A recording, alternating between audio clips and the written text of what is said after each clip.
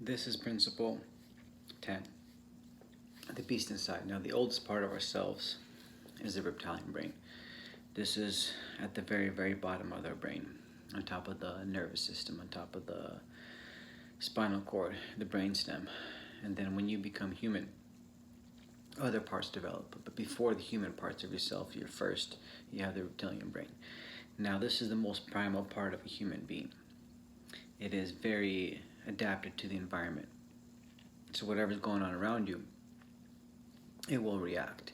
So the amygdala, it has these tendrils that reach up into the cortex that are very, very strong. And then the cortex has these little ones that go down to the amygdala, which are much weaker, which is why a person can be in control of himself, can have a lot of self-control until the situation around him changes.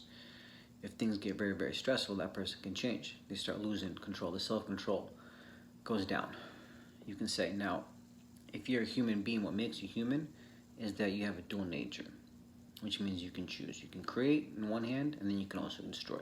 You can be good, you can be bad. Now, this choosing part of ourselves, this is actually the last part of our personality. As I shared in a previous video, that there are 3 things that make a person who they are. Your personality, why you are the way you are. So first you have your genetics. You get half from your mom, half from your dad. And then you have your environment. The environment shapes you. So which genes get expressed depends on the environment that you're placed in. Different environments will express different genes. And then there are choices. So you can have 2 people, same genetics, relatively same environment, but they make different choices. They go different ways. Now those choices are what makes you human. Now, you can also make really, really bad choices in bad situations or good situations. So you can lose control. So 2 different people can be placed in the same exact situation, a bad one, but they'll react completely differently. That's because you have to understand that there are certain parts of you that are very, very, very old. And they're like primal.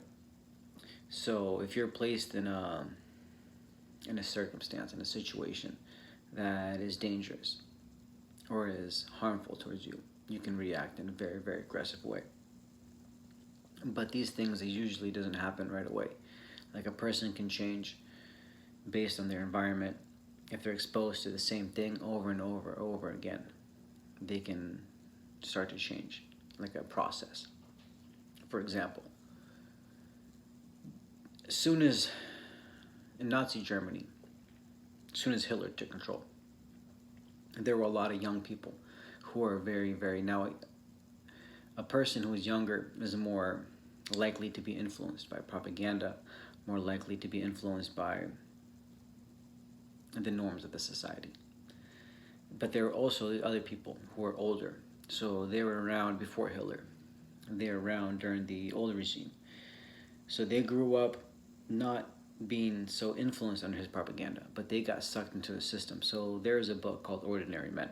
It explains a story about a couple police officers who they were very, very old. They weren't young when Hitler took power. And they were sent to like Poland or somewhere